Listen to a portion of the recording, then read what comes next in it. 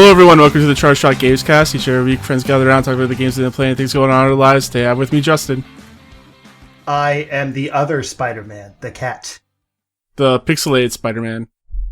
Am I still pixelated? Yes. And then also we have Ben. I'm wearing a mask for your protection, clowns. Face reveal. Kind of. Half face reveal. I'm clean shaven in here, and I look weird with this head of hair, so No. you don't get this. You do have some impressive curls right now. Yeah, exactly. Me and Justin are very jealous of your hair. Yeah. Just rub it natural. I get it. I get it from my grandpa. May he rest in peace. But his hair was naturally curly. And I hate my hair like this. I absolutely hate it. I get it clean, like almost not bald, but really short. So I can't stand it. I don't do anything to it. So Justin, what have you been doing? I've been dabbling in quite a few random things. I kind of talked about it last week too, but I had pre-PS5 fever for the last few weeks. Yeah. So I was just trying to find things to keep me busy. So I jumped back into Star Wars Jedi Fallen Order, which I won't talk about too much because I'm sure Ben will talk about it. Just because we had watched The Mandalorian and I was like, man, I love the expanded Star Wars universe when they don't just shoehorn the Skywalker stuff into it. So it kind of made me want to play that again. And I didn't play very much of it, but I wanted to see how it was with the new patch and everything, and especially on the new 4K TV, because when I got my Xbox One, I didn't have a 4K TV. So yeah, that opening is very pretty on a 70-inch TV. And then Saturday, I think, something like that. All of the EA Play games came out. Sometime around then. Tuesday? I don't know. It was something like that, because, yeah. It was earlier in the week, is the point. And so I downloaded a few things. Titanfall 2 on Saturday. Nice. I thought about that one, but I have it currently on PC, so it wouldn't have mattered. I tried to focus on games that I can't play elsewhere, I don't already own. I own it on PC. So I grabbed. I have a PC that can play modern games. Oh, I grabbed Need for Speed Heat, which is the newest one. I think those titles are confusing. I wasn't totally sure, but it said 2019, so I'm pretty sure it was the most recent one. Sounds pretty recent to me. Yeah, and then Mass Effect Andromeda, because I've never really gotten into that series, and I know that the first three are being remastered for next gen, so I figured don't jump into those because there'll be better versions coming. So I thought I'd try Andromeda because it's the most recent one. What? They're still one's not fine, but the other two are still. One's fine. I like one. Yeah. One, Justin would hate one. You know that, Thomas. Well, Justin would hate one. I played one. I didn't like it. Exactly. There you go. 2 is amazing, though. He doesn't like classic BioWare. It's true. I didn't like Dragon Age Origins either. Oh, that game is trash. I love that game's really good. Yeah. Classic BioWare, honestly, man. I thought about breaking the rule of games that I can play elsewhere, and grabbing Dragon Age Inquisition. But I was that's not good. I put at least 40 hours into that game on PS4. I'm not gonna start it over. I loved it, but I'm not gonna do it again. That's funny. But anyway, so yeah, I didn't play much of Need for Speed Heat. I mean, it feels good. It's Need for Speed. I did the first few intro races, and then I pretty much quit. But there's some nice presentation to it. The whole kind of cops versus street racers angle is not there's a nice cinematic arc to it. It goes deeper than the original Hot Pursuit or anything did. But I'm still not a big fan of the Need for Speed has a crazy character driven story thing that they've been doing the last few years. Because it's just it's not great. It's not a very good story. And I kind of just want to do the races. So I don't know. I had a hard time kind of getting into the opening story stuff. But then I jumped into Mass Effect for a bit, created my character, which is, always a good time. And I made her very pretty, because that's what I always do. And the game, I actually liked it at first. I liked the choice-driven, the choice-driven dialogue. The characters were cool. There was, it's very pretty. I know there was a lot of issues at launch with, weird graphics and stuff, but it's been cleaned up and it's really pretty now. And then we got to the I assume first planet, which I guess is Andromeda. No, that's the ship, right? No, Andromeda's the galaxy that you're in. Okay. Shows how much you pay attention when you play your games? Sometimes. Damn. And you ever take a road trip with Justin, we'll get lost like crazy. Are you sure supposed to take that highway? That's true, actually. No. I'm terrible at directions. Anyway, got to the planet. It was, enjoying exploring. There was enough things to do off the beaten path that, I never felt like I had to beeline to the next objective or anything. But real quick, I learned that, the firefights just aren't very fun. The actual combat is not super enjoyable. The cover system is weird because, you just kind of, you move near cover and then it shows a cover icon to show that you're in it. You don't press a button or anything to go to cover. You're just there. Yeah. I hate that era of game, third-person shooters where it's, trying to be seamless with the cover. Because it's right. Am I in cover or not? Tell me. But, I need to know. You strafe a little bit and suddenly you're not in cover anymore. Yeah. Or, you go to aim and you lose cover, which I guess it kind of makes sense. But, the only way you can really... You're exposing yourself. I know. But in third-person shooters, I complained about this with Gears also. In third-person shooters, you can't really get a sense of where the enemy is or anything until you go into aiming, because it zooms the camera in and kind of, gives you the proper reticle view. So, if you're just behind cover waiting for the enemies or whatever, by the time you, actually start aiming, they're back behind cover. So I'm there aiming, waiting for them to pop up, but then they see me and start shooting at me. I in first person shooters, just the view you have is always the view you have. It doesn't ever shift. But whatever. I just there's some cool upgrade systems that I didn't totally understand, because there's a lot of upgrade materials and things like that you have to juggle. And I liked the skill upgrade system and stuff, but I don't know. When it forced the waves of combat, I kind of checked out. So maybe I'll give it more time, but probably not now that the PS5 is out. Have you met PB yet? You should wait till they... Yes. Have you met... should wait till the Legendary Edition comes out. Honestly. Maybe, but that doesn't have Andromeda. It's just the first three. Have you met PB right, those yet? are better games. Yeah, Fair. Exactly. Yeah. No, you haven't met PB? No? You would know who PB is. She's bubbly. No. Does she have a bubbly butt? People like her. I detest her. Oh. I don't know, man. There's all the characters in that game I just cannot get on board with, other than the female Turian. I don't like There's any a female of them. Tyrion? Ooh. Yeah. She's pretty I like cool. That. I like her. Okay. But the rest are kind of shitty. I don't like them. Yeah. I don't know. And then, Tuesday, I believe, Assassin's Creed Valhalla came out. And I basically got that for free with my CPU.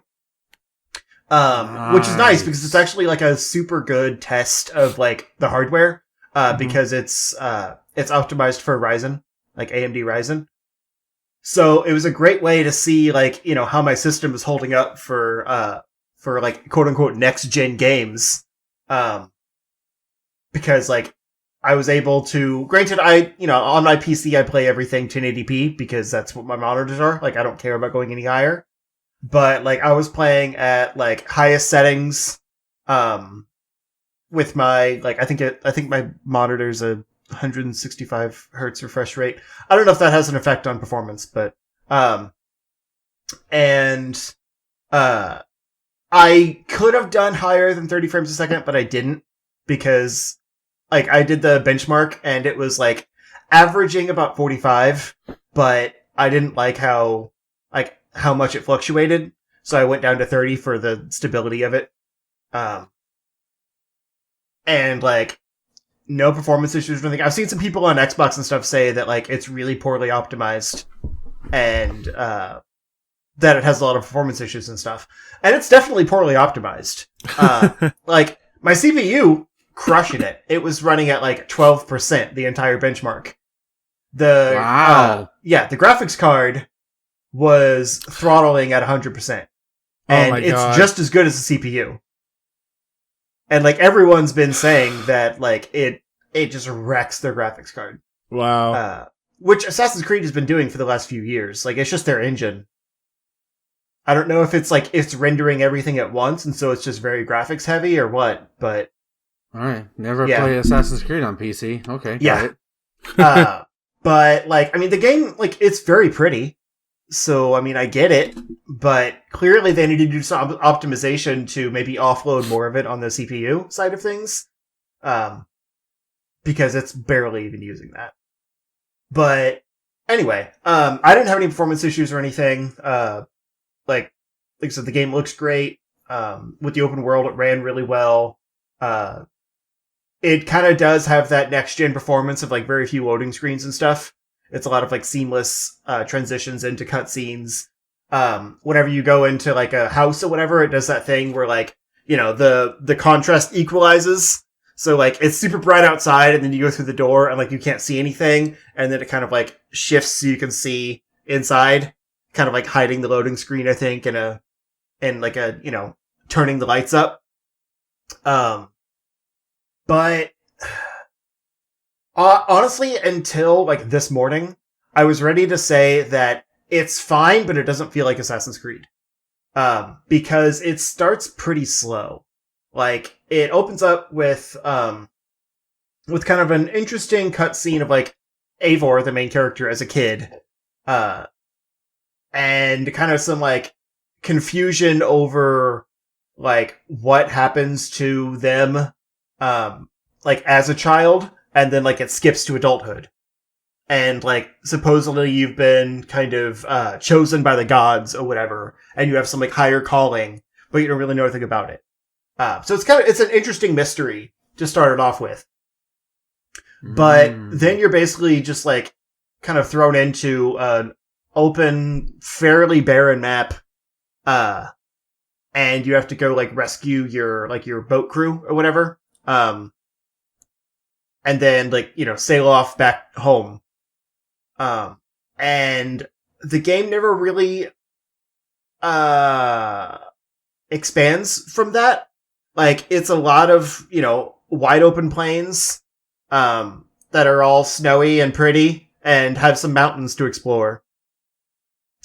And not much else there. Like there's plenty of, you know, mysteries and treasures and things like that to find, but they changed it in a way where it's not like you are, you're not like given objectives and then have, you know, like waypoints on your map or whatever. You can create your own waypoints, either by, you know, putting a pin on the map or sending your Raven out to like scope ahead and add markers or whatever. But, like, anytime you get a side quest or whatever, the person will just tell you, oh yeah, if you want to do this, like, go to this place, whatever. And then, like, the quest marker doesn't change from where you are. But you have to go find the next step. Yeah, they introduced that in, I believe, Origins. And in this one, I actually heard that there's an option in the game where you could switch that back to the way it used to be, where it was just, it would give you the waypoint to the next area. I would much prefer that. Yeah, because it feels aimless. I get confused. I like the exploration though that it gives. It's like this Fuck person. You, I'm 30. I don't want to guess. Tell me where to go. But it's not really guessing. You're just looking at the map. It's like this person's in this area north of this town. Basically, that's usually how it goes. The thing is, everything looks the same. But you look at the map. So you're kind of just exploring this.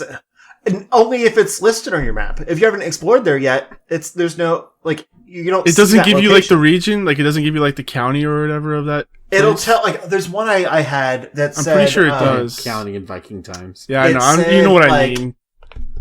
Meet me at this place north of this town. Yeah. But, like, the place wasn't something that I had, so it was literally just, like, go north of town until you find the person, basically. Okay. Yeah. And it feels a little aimless. In Odyssey, I know for sure, because I've been playing Odyssey recently, it does have the different regions labeled out already, so you can just look at the map. Okay. Well, the thing, like, let me preface by saying I like the game. I don't like it as much as I want to, but I like the game. But the reason I say that I was ready to come in here and say that it didn't feel like an Assassin's Creed game is because all of that opening stuff, like the first 3 to 5 hours, depending on how much you, like, you know, wander the map looking for mysteries and stuff, which I did because that's why I don't like open world games. I get distracted easily. You basically are just a Viking with, like, an axe and, like, you know, maybe a shield or 2 axes or whatever. And, like, the opening mission, it'll have you kind of, like, try and stealth and, like, take guys out. But you can't do assassinations or anything. Like, you can sneak up behind them, but there's no prompt to, like, stealth kill or whatever. It's you just have to attack them. It's just like a stealth attack from behind, right? Yeah, but it doesn't kill them or anything. It's just, it does the normal amount of damage that an attack like that would do. Really? There's no, like, assassination damage in this? No. Well, there is, but not then. Okay, so it'll say, like I remember specifically a prompt, like one of the first encounters I had. I was like, okay, this is teaching me how to do, like, you know, sneak kills or whatever. And she, because I did the female Eivor, she said, like, I need to be careful so they don't spot me. And so, like, you know, I crept through the brush or whatever and got up behind the person and, like, assumed there would be a prompt or something, and there wasn't. So I just attacked, thinking maybe it was, like, an automatic thing. Okay. And the attack just, like, hit him, and he's like, oh, what? And, like, it was a battle. All so right. it's like I said, you're basically just a Viking. Like, you can take your boat of people, and you can, like, raid encampments and stuff. Like, there's some cool stuff there. But it feels more like the Black Flag thing, where you're a pirate first. Well, the previous ones, Viking first. the Odyssey and Origins, they actually broke out, like, combat damage and assassination damage. Mm-hmm. And so, like, assassination damage would do more, like, damage from behind, or, like, if they don't see you coming. Yeah. And if they're weak enemies, you basically one-shot them. If they're harder enemies, it'll do, like, a significant amount of damage, but not kill them. Unless you upgrade yourself to have higher assassination damage. But in this one, you're just saying there's no assassination. No, I haven't gotten that far yet. Oh, okay. All right. That's saying crazy, though. I'm saying, like, early on, like, you'd think, you know, the game's called Assassin's Creed. Yeah. Like, I didn't realize that there would be, like, a breakout of, like, you're just a Viking, like, to start it off with. Okay. So I felt like it felt at odds with itself, where it's like, where's the assassin stuff? Like, I'm just a Viking. Well, yeah. And so like, in Odyssey, in Odyssey, there's no assassin's blade. It's just the spear. Like, there's a spear. There's no, like, wrist blade. Yeah. That makes sense, though, because that's, like, at the dawn of it, isn't it? So yeah, but still, like, come on, that was, like, one of the main things in that series, right? Like, I'm pretty sure every other game has a wrist blade. Yeah. But it's called Origin, so I figured it wouldn't have that. No, it's called Odyssey. No, Odyssey doesn't have it. Origins does. Yeah. That doesn't make... Okay, that makes no sense at all. That makes no fucking sense at all. God damn it. Yeah. My bad, I misunderstood. And so I stopped bearing the lead. You do get one in this, which it feels just as weird for a Viking to have it. What? Whatever. So, yeah, like I said, you go back to your hometown or whatever. You have to, like, do some like, various fetch quests or whatever until, like, the king will see you. And then finally, like, after all of that exploring and stuff, the king sees you, your brother comes, he's been gone for a long time, and he's, like, brought these friends with him from another land. And you have this celebratory dinner of, like, hey, you know, my brother's home, like, I'm home, you know, let's have fun. And, the brother's like, I have a gift for you, and, like, introduces you to his friends, which I thought they were the gift. I was like, this is weird. Are they slaves? Oh no! And Uh, and then he's like, we have to show you the gift like away from everyone else because it's a secret thing. And I was like, oh great, so it's an orgy. And then secret orgy. They take me outside. And like we go to this like training area or whatever, and he hands me the hidden blade. And then it like takes you through the stealth kill tutorials and stuff. That's so weird. But like I said, by this time I'm like 5 hours in. Wow. I mean, like, part of it's your fault because like you explored so much. But the game encourages you to. Yeah, that's what I was to say. I feel like the game should railroad you to get to that part, so then you can start like that. Jesus Christ! Right. I can't tell if that's bloated or if it's like. I mean, they're Assassin's Creed games; they're all bloated. Yeah, but like, true. I mean, it and they makes haven't been good sense to since an Revelations extent Brotherhood because like basically these friends of the brother are assassins, like they're in the Brotherhood or whatever. Okay. And so they're talking about like how it's a secret society and like they can't just let anyone in.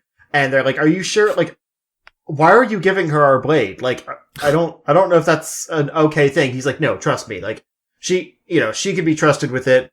She's one of the best fighters I know. Like, you won't regret this." But they won't actually like let her into the society. They're just like, "Fine, you can use our blade." So I have a feeling like the whole arc of the game is going to be like learning how to be an assassin in order to like gain access to this. So like it sounds like it could be a really interesting story. Feels like a story they've done Valhalla a billion times, you know? Yeah. So I feel like the Assassin's Creed series just doesn't want to be Assassin's Creed anymore. And so like the assassin stuff is just kind of like, oh, by the way, here's this also. I don't know why they haven't done Japan yet, man. Like, because Ghost of Tsushima fucking outdid them. That's why. Now they've had all these years.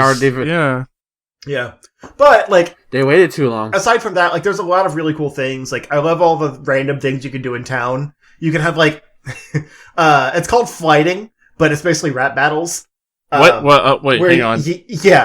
You choose like different like dialogue options. All right. And the goal is to like pay attention to what the person before you said and then choose the best response that rhymes and fits the beat or whatever. You know where they stole this from? Where? Monkey Island. Really? Yes, on Monkey Island, Curse of Monkey Island. There's a part where you're on a ship, like you command a ship and you sail around, you defeat other pirates. And the whole part is that you're supposed to out-rhyme them. Like you beat them in a rhyming contest, basically. Nice. Wow. So, yeah. The beat. I really like those. Wow, that's amazing. It's a fun little mini game. Yeah, that's one of the best parts of that. There's also a pretty cool like battle dice game that you can do against people that like isn't. It's interesting in concept, but it goes on a little too long. But I still liked it. Like it's kind of that thing where, you know, depending on what you roll, like it either like attacks them or defends against something that they attack with or whatever. But it's probably not something I'll do a lot. It's kind of interesting that it's there. Like I don't think it's going to be the next Gwent or anything. And then there's a few others, and like collectibles and things like that you can find. But the rap battles is definitely the best part. And there's like high level hunts you can go on, which are like basically animal boss battles. Yeah. I randomly came across this one that was like a super strong like elk. And I couldn't beat him. And then like I ended up like I guess my slave people like they stuck with me, the assassin slaves. And I guess they like hadn't followed me to this combat before. So one time I died and like came back and one of them was with me. So we went down and like he kept taking all the elk hits, but I don't think they can die. So I was just cheesing that and like standing back and just arrowing into the elk while he took the brunt of everything and was like flying across the map and then coming right back and like stabbing the guy again. I was like, I can get used to this. Yeah. So we definitely cheesed it for the win, but whatever. So like, the random stuff you find is still great. And like, there's hidden treasure that's kind of like puzzles to figure out how to get to it. And like huts and things like that, or like you have to go into a cave and like work your way up into the place where it is. And, it doesn't quite feel like Assassin's Creed anymore. It hasn't felt like that since Origins. I know. In a lot of ways, that's fine. Like, there's some interesting new stuff, like the upgrade skill tree or whatever, kind of reminds me of the sphere grid from Final Fantasy X. Because, like, you branch out in different directions, and, like, as you unlock abilities, like, it opens up more of the branches in that direction. Mm-hmm. And so, like, you can customize, the skills you want based on, like, which branch you go down. And the upgrade system is, like, the equipment upgrade system is also mostly brand new, where it's not just, like, random loot anymore. Like, the stuff you get, there's a lot less of it, but it's more customizable with, like, ability runes that will change the stats and things like that. Yeah, that's what I've heard. And you upgrade the individual pieces of equipment and also, like, get buffs for having a set that work together. And, like, the skill tree has things that will buff, like, certain sets. So, like, you start pretty quickly off with, like, the Raven gear set. So, like, I have 4 of the 5 equipped, and so I have, like, boosts for having 4 out of 5. And then also, like, on the skill tree, I've selected things that buff the Raven set. So, like, I'm not just constantly trying to find new gear to swap out for, like, a random stat boost. I'm actually, like, building the gear that I'm wearing, and as you upgrade it, it, like, looks more ornate and stuff. So you can actually, like, wear the gear that looks cool and buff it instead of having to just, like, swap to something that's stronger that looks stupid. So I really like that personality they brought to the equipment system and stuff. I just kind of get bored with, like, wandering the snowy landscapes and occasionally climbing a mountain. Like, the world's not very interesting. I mean, I'm a woman, so. No, okay, fair enough. Yeah. Yeah, I think I'll hold on to PS5 chat for, like, both of us, so that someone else can talk for a bit. All right, Ben, go ahead. My week started off pretty crazy, when I had to go to work super early last Saturday. I decided, hey, I should check my email, and, I made Twitch affiliate. And technically I've been streaming since 2016, but, like, this is the most consistent I've ever been, since the end of September. So yeah, I'm a Twitch affiliate. I actually do have emotes coming. I've seen them. I'm very excited. I'll go ahead and say what they are, because by the time this goes live, they'll be live. One of them is Mike the TV, because of course it's going to be Mike the TV. After you, Mike, that's for you. I see I can point at the camera, because I'm looking at you. I'm watching you. Look into my eyes. The other one is of Sean, the hype penguin. Hell yeah. And if you don't know who Sean, yeah, I'll tell this little story real quick.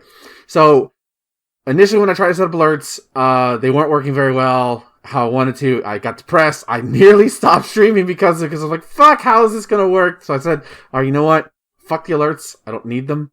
I'm a low streamer anyways. It doesn't matter. So, on Streamlabs, you can have a test widget going on, and I decided, I don't know what was going on in my head. I decided to change the thing from the generic zombie, which is the default, to a penguin, because I thought the penguin looked cute. All right. It did. And the emote doesn't look like the penguin one, because I figured, I let my friend, he's a friend of mine, his name is Wyatt. You can find him at Wyatt Draws. I commissioned him for it. I let him do it in his style, because I like his style.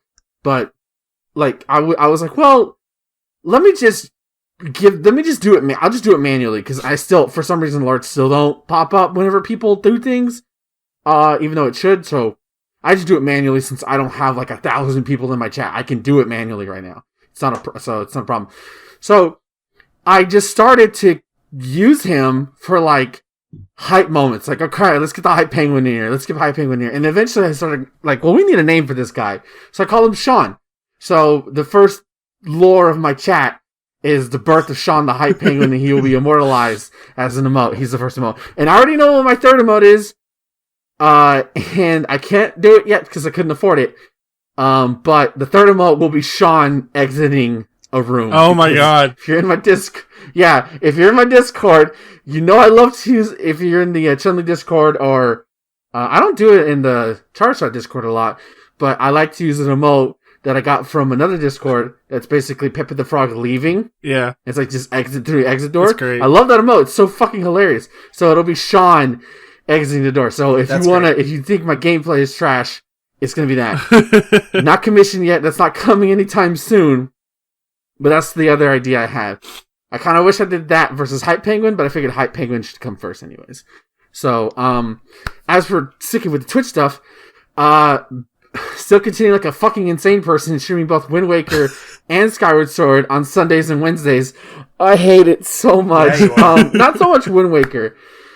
Not so much Wind Waker because that's a pleasant experience because it's actually using a fucking controller.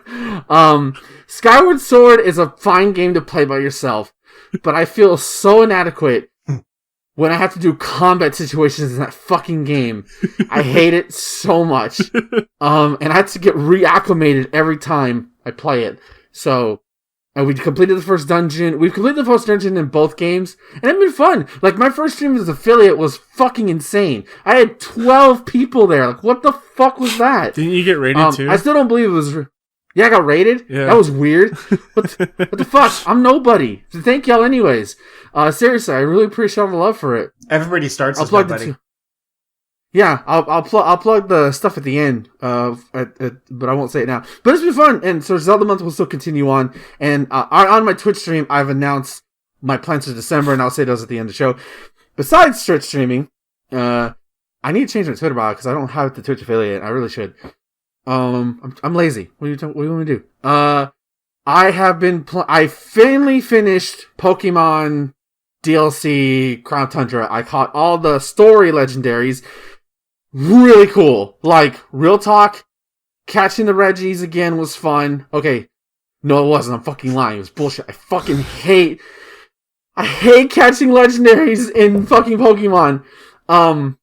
It's just so infuriating. The horses from Generation 5, I hated them so much. They take so much effort. I had to, like, oh my god. And I caught all the legendary birds, the Frozen Tundra variants, and I swear to Christ, I had to, like, the last one that gave me trouble was, they were all cool, like, cause they actually show up, they're like roaming legendaries, but in 3D. So, like, for the legendary birds, you'll go to this big tree in the Crown of Tundra. It's a big cherry blossom tree. It's really cool looking. Crown of Tundra is such an amazing area.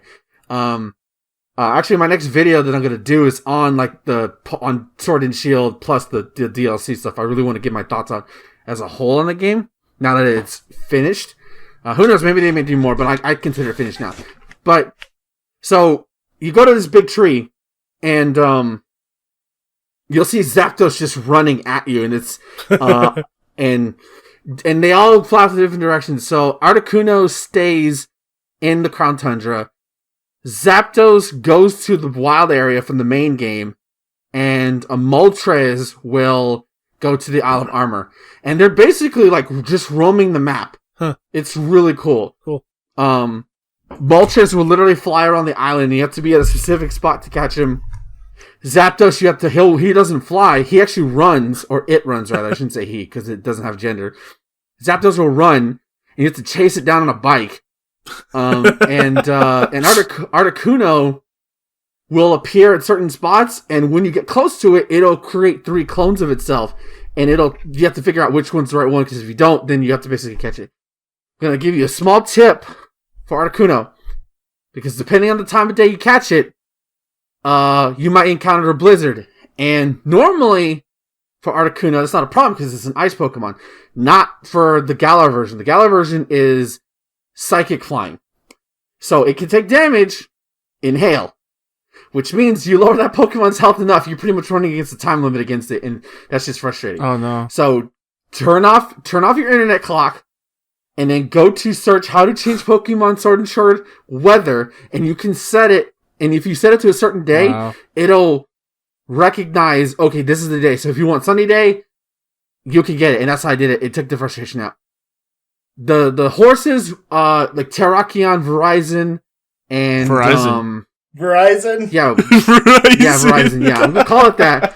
Terrakion, Verizon, and Colbert, yeah, from the Colbert Report, yep. Yeah. Exactly. Stephen Colbert, Verizon, and then Terrakion, because nobody likes Terrakion. I hated catching those fuckers so much. Oh my god.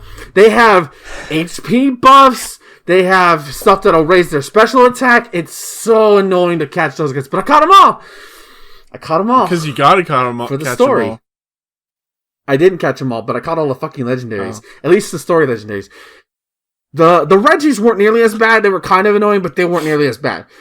So I'm gonna give a warn. Oh, real quick about the legendary birds. I really liked how they like faked you out with their typings, because I didn't bother to look up like their typing changes, and I thought it was really cool because I assumed they would still keep the same typing, but just have different looks. They don't. They have new typings. So, like I wish they kept their elemental and had a new secondary. Yeah, well, like, okay, yeah, I guess I kind of like it, but so Articuno will have like an ice type saying move, but it's psychic flying, like Lugia. Zapdos will have a move called Thunder Kick, and I think, okay, it's electric. No, it's fighting flying. And then Moltres, which is kind of the most obvious, has a fire type named move, but it's dark flying. Moltres really looks like Yveltal once I saw it. I'm like, well, that makes Yveltal relevant now. I mean, he was already irrelevant anyways compared to Xerneas from Gen 6. But it just grips his cat's ears like there's no tomorrow. It's not that tight. But, so the last ones I did were the Reggies, and they brought back the Reggie theme from Generation 3, which is always such a cool theme. Oddly enough, the Verizon, Colbert, and Terrakion, they don't get the legendary themes. It's just a regular Pokemon battle music, and I felt that was really odd. But they're in the wild. You can, like, so to get those Pokemon, you have to find, similar to the Diglett in Isle of Armor, there will be little things on the ground that you have to find, and you have to get up to 100%, and then report back to the professor in the Crown Tundra, like, okay, I calculate this Pokemon will appear here, and that's how you can go up. For the Reggies, you'll find 3 rooms, so you can get Regirock, Regice, Registeel, and you basically have to solve a riddle. And they're all very easy. They shouldn't take, they're not like time. It's not like the shit that you have to do actually in Ruby and Sapphire to fucking unlock Regirock, Registeel, and Regice. And it's cool to see them. I always think the Regis are some of the coolest legendaries ever, just from their design. But in order to get the final legendaries rather, you technically only get one. To get Reggie Ellie and Regidrago. You can only get one per version. You cannot get both of them. So you better hope you have a friend who, if you want to complete a Pokédex, you better choose which one you like. I chose the dragon one because I just like this idea of this little spherical ball with like a dragon's head on its side, and like it looks so cool. He's small compared to the other Reggies, but he's cool. Like Reggie Ellie was fine, but I wanted a dragon motherfucker on there. But the big show. The big show. But the main one, the first one you do is for Calyx, that region's legendary. And his is actually a really cool story that I won't spoil. But like, I really liked what they did with him. Like, you get a full on, it was like watching a Pokemon movie. Playing a Pokemon movie with like how they involved his legend. Like, small spoiler, he has dialogue. Calyx has dialogue, and how he talks is really funny. It's so fucking funny. I'll let y'all find out whenever you get there. But it was really good. And then I concluded the DLC by doing the Galarian Star Tournament, which is basically a doubles tournament where you get to team up. Initially, you can only team up with, I think, Marine. No, what's the punk girl's name? I don't remember her name. The whatever I was crushing on. Whatever. You can team up with her. You can team up with. I think it's probably Hop. I thought you could team up with everybody right away, but you can't. You have to clear it first. But it's still so cool. I still love like battling inside those huge ass gyms, and you hear the crowd chanting. It's so cool. Like that was fun. So then you can now rematch. You can do the Galarian Star Tournament whenever you want, with whoever you want, so you get different dialogue options and different trash talking. It's really cool. I haven't done it again yet, but I probably will at some point. I kind of put Pokemon down now because I want to have a fresh take when I go back to it for my video. Besides that, I have also played more No More Heroes 1 on the Switch. Yeah. Yeah. It's a game. Yeah. It's fine. Like, it's okay. It's really fun. Like, I won't lie. It's a fun game. Yeah. I remember hearing people complain about the mundane task, and maybe it's because of the fact that I could take this console everywhere, and I can play them wherever, and they don't take that long. It's not the big deal to me. Versus like being strapped to your couch or futon or whatever, having to play those mini games. Or to get more money, because the game really makes you fucking grind. Because you have to get a certain number of money. Yeah, you have to get a certain amount of money to qualify for the next fight. And I nearly wanted to install the game where I had enough money to qualify for the rank 4 fight. The boss fights are all really cool. I'll give them that. The boss fights are really cool. The violence is really cool. I love the fact that Travis uses wrestling moves to beat down some of his opponents. With grabs, like he'll do DDTs, he'll do tombstones, pile drivers, suplexes, German suplexes. It's awesome. He has a whole, and as you find more, like buy more tapes or like find certain mask insert at the end of each stage, and they're like right there, not hard to find. He'll learn a new move, and it's so cool. He does the brain buster. It's awesome. But. Like, yeah, it's okay. Like, you can definitely tell, like, it's kinda limited with what they were doing, but it's fine. It works. The beam katana is really cool. I've now gotten to the point where, like, I've upgraded it. I've got the new one where it has, like, it's like 4 little ones, and, like, it closes in together. Huh. It's really cool looking. Cool. And you can upgrade it to, like, longer battery life, stronger. It's fine. I don't think it's like the greatest thing I ever played, but it's fun. Is what I'll say about it. It's a perfectly fine video game. It's a perfectly fine video game. I can see why it has a cult following. Travis is a cool character. I love being able to customize your like his shirts or his jackets. I love that. Oh, that's cool. By the way, if you see a dumpster in the game, kick it because you might find shirts in there. Nice. You normally shouldn't do that, but you might find free shirts. Don't spend money on shirts like I did, like a dumbass. I'm currently saving up to rank 3. Okay. I would have been there quicker, but the fucking game crashed on me right before I was about to go right before I was going to go cash in the money. I was like, you know what? I'll earn like another 100,000 because you're going to earn money by either doing like regular day jobs like mowing the lawn, searching bombs on the beach, or like literally filling up cars for gas. Like you can get money for that, or you can take assassination jobs, and like they'll have various things, like various missions. The one mission I hate doing in this game, and I stopped doing them because they piss me off so much, is there's one like free mission that they just show up on the map, is kill everyone until you take a hit. If you take a hit, you die. They were fine initially, and I was doing most of them for the most part, but I got to one where you could go to the beach and do it. Now they want to throw fucking where people are shooting guns at you? No, fuck that. It's just too much. I don't. My aneurysm was not gonna last it. My aneurysm. Yeah, I was gonna have an aneurysm if I kept playing those fucking sections. But it's a very cool game. I look forward to seeing how it ends. Travis is a fucking idiot, dude. She's not gonna sleep with you. What are you doing? But it's a very cool game.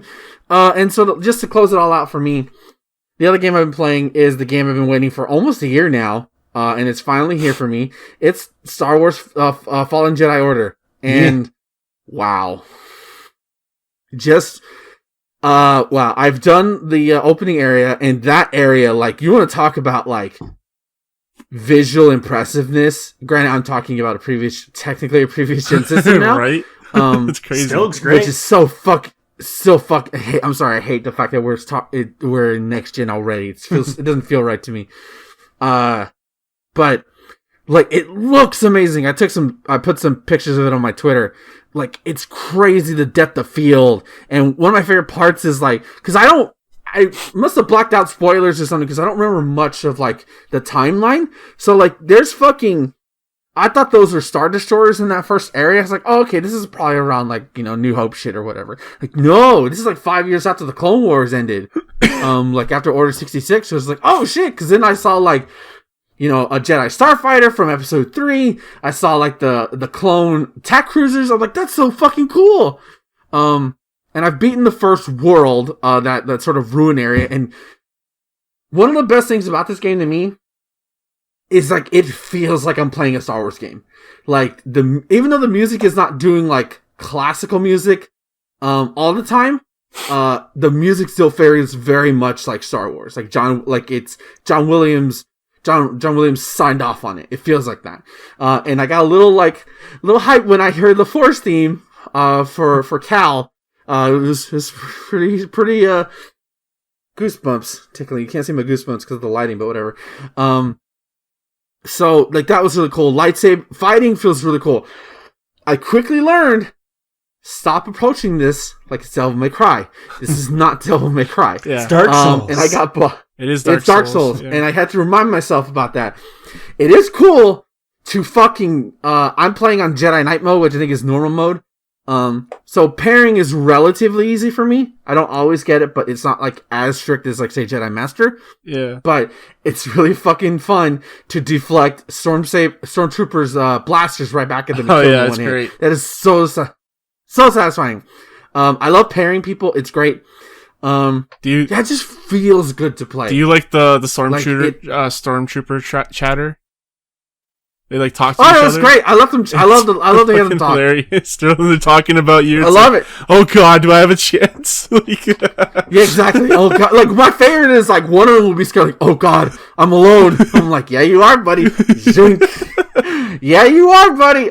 It's like, so I've beaten the first world. I couldn't defeat that fucking big ass whatever monster that you can find if you. Yeah, I couldn't beat it. I tried. Yeah, you can do that. Like, okay, I did it. Oh, look at me. I'm Thomas. I'm pro gamer over here, on the bro. planet, or did you go back to it? No, I beat it the first time. Okay. Damn, I tried. Like, I was like, you know what? No, I gotta keep. If you can get up above and drop down on top of him, yeah, you can get like a power hit. Yeah. To start the battle off. Yep. Oh. And that takes a good chunk of health off. Okay, well, I couldn't dodge him properly enough, so, and I kept being too greedy. I'll go back to I'll go back to kick his ass at some point. But I love that this game invites you to explore. Like, this is the Star Wars game I've been wanting for so long. Yeah. It's ridiculous. It's offering a cool story. It's offering me something I haven't seen. Well, technically I've seen this shit before, but whatever, who cares? It's Star Wars. Mostly new characters? It's giving me Star Wars. Mostly new characters, yeah. I did freak out for the Obi-Wan cameo. I was like, oh, it's Obi-Wan! It's a little cameo, but whatever. Don't tell me there's any more, swear to God. God damn it, I was saying don't tell me more! I was hoping there wouldn't be. Whatever. You didn't say who, so that's all fine. Right. I just want to play more. If we weren't doing the podcast tonight, and I didn't have to get up at 3:30 tomorrow morning, I'd still play more. Yeah. This was Justin and I's. Well, it was my second game of the year. Number 2. I think it was Justin's number 1. It was my first, yeah. Yeah, so yeah. Because it was the year Outer Worlds came out, and I was like, this is going to be my game of the year, and then Jedi Fallen Order just wrecked it. It's so good. I love that you can customize your lightsaber, like, almost instantly. Not even, it doesn't take that long that you customize it. You customize the hilt, the switch, the overall material. You can change the color, which I instantly changes to green because I love green. I'm not wearing green, but I bet. Yes. Okay, so one good tip is, if you haven't already done this, that is, there's an option later on where you could go to 2 different planets. One's a Sith planet, and the other one's like the main mission planet. Go do the Sith one first, and like just if you can. I didn't do that. I went to the main one because I wanted to do the Ice World because I like Ice World. Okay. Because I made the distinction in my head. Okay, the game is telling me I can go 1 or 2 places. They're gonna be on equal footing. I'm gonna go here. Okay, but they're not. That's bullshit. Fuck you. I'm glad I went to where I went then. That's so stupid. I hate that. Go to the Sith planet first, and just there's an upgrade there that you get very early on. That like you can get very very early on, and it helps a lot. It's kind of hard though. Too late for that. It's kind of hard, yeah. Too late for that, yeah. Man. It is. I already went for the ice planet. I went there first. You can just go back, right? Like, isn't there? Nope. I'm already committed. I'm already here. After that one, then fine. I mean, it's a Metroidvania. You go everywhere multiple times. Right. Really? Yeah. Okay. I do like wall running. Wall running feels cool. I know it's Respawn, so of course they're gonna have wall running. Minor side point. I did download Titanfall 2 because I keep hearing about that game. It's very good. Also by Respawn. Yeah. Didn't have SPF nausea because I only did the tutorial, but it looked nice. Like, it looked really nice. Mm-hmm. Is this what I've been missing this entire time? Yeah. Yes. You've been missing, next-gen games. Welcome to the world of FPSs. Yeah. Real quick on Jedi Fallen Order, because it feels like you're moving on. I started my game as a New Game Plus just because I wanted to know like what was different about that. And basically it just starts you off with all of like the unlockable customizations that you had, when you beat the game. So you still like your skill tree and stuff starts over, but you have like your costumes and things like that.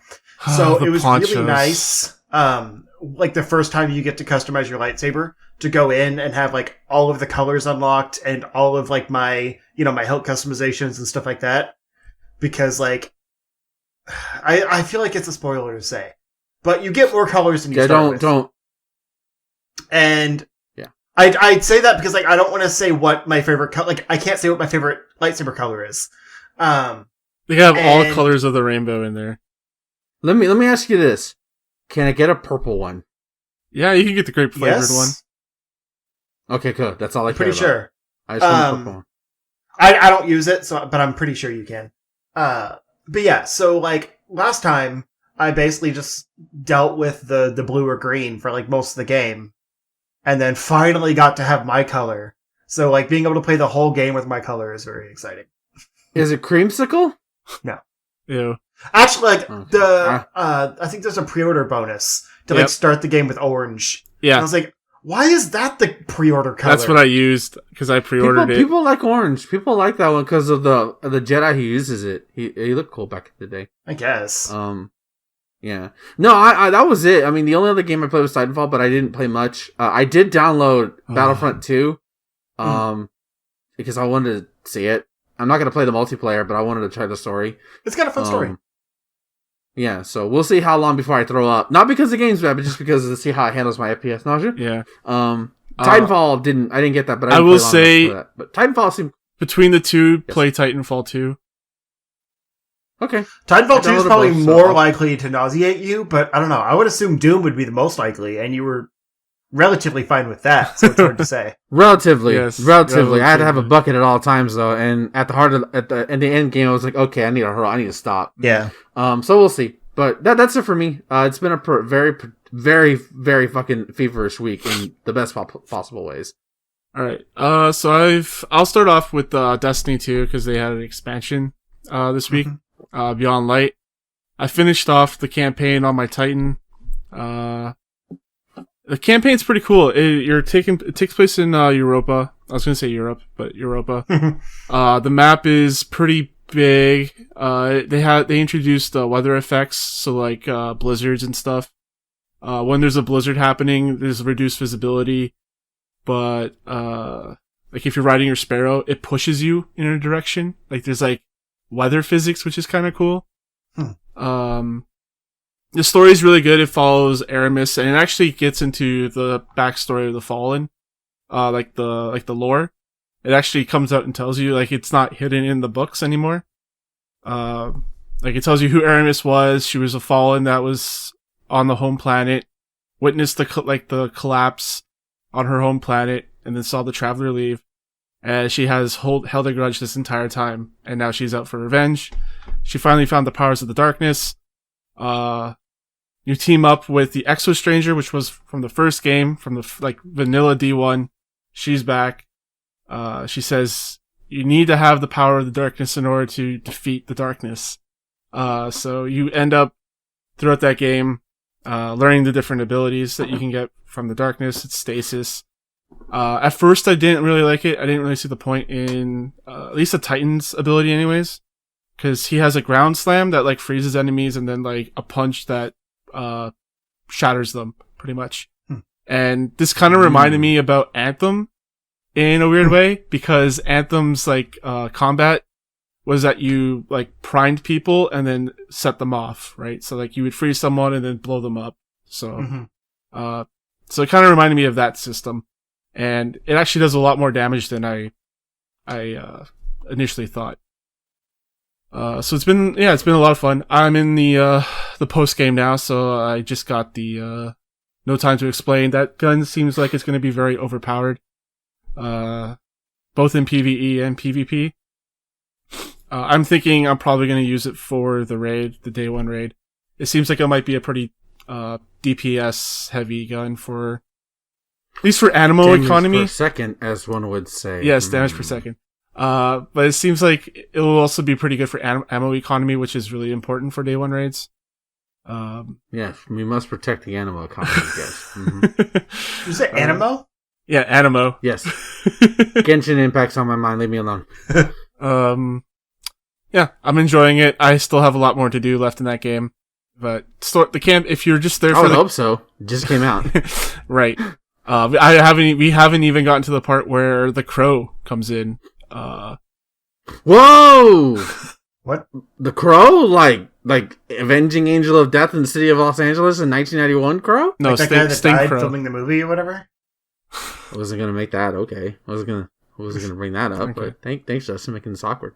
But no, Caw! yeah, there's a guy named Crow. He's you guys don't care. He's Aldrin. I fucking listen to your goddamn podcast. Are you talking about the guy from Mystery Science Theater 3000? The robot? Yeah. Crow? But anyways, Aldrin was dead. He's back alive. He's now a guardian. He's changed his name. He's become Crow. Which is kind of fun because we have a guy in our clan.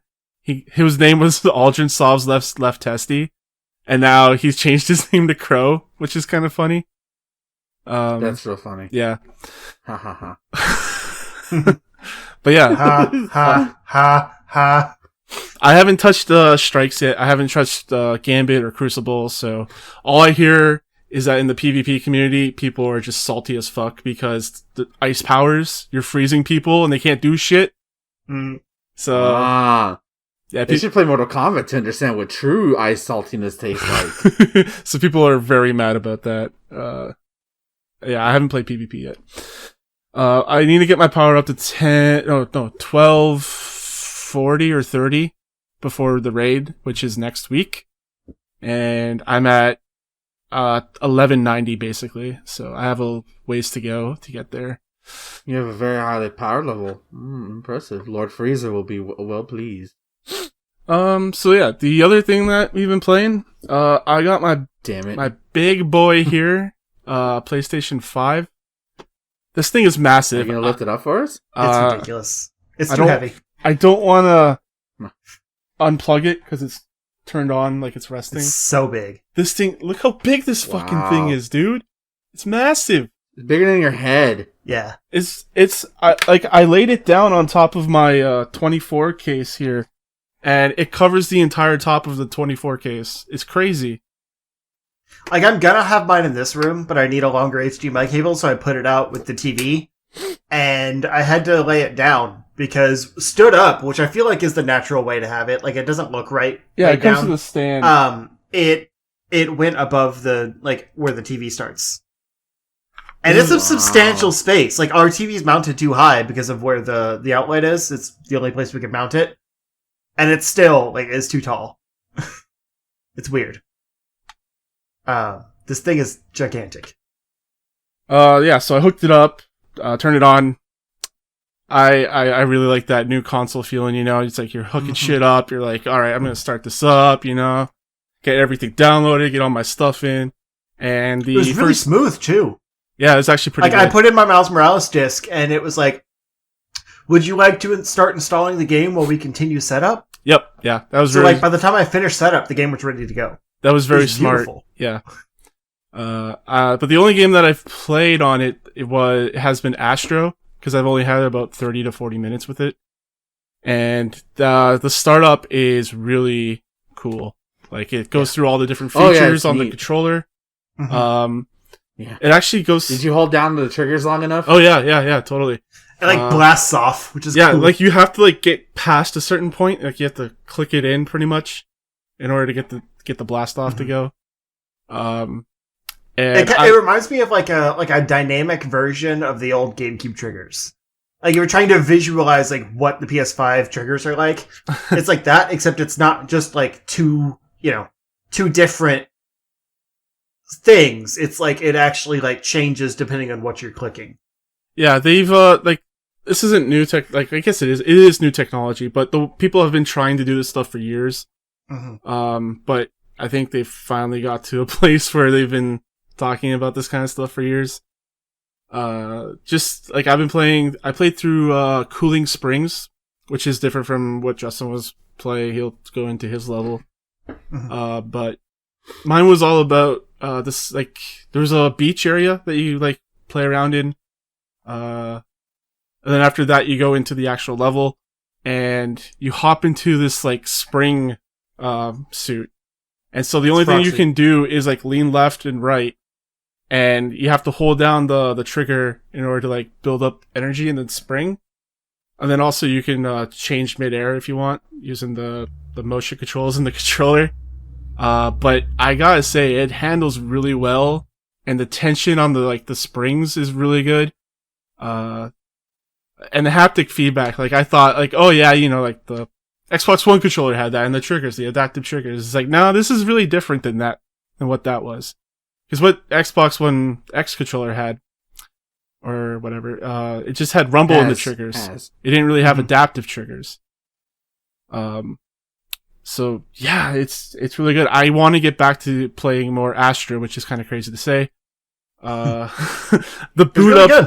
boot up of Astro, like this game it's like a really good platform, like 3D platformer, but also it goes into Sony's like backstory, like Sony's like old, like nostalgia, which Sony is not very good at doing. Like, they don't know how to handle their own nostalgia, but this like proves that someone there does. There's an idle animation where Astro plays the PS Vita. Yep. Like, it's not dead. No, it's not. Vita Island lives. Listen, okay, so they go obscure with some of this stuff. There's artifacts that you could collect throughout this game, and some of them stuff was like the PlayStation Eye, you know, like the PS3, like there's things I've like never fully heard of. 3D modeled.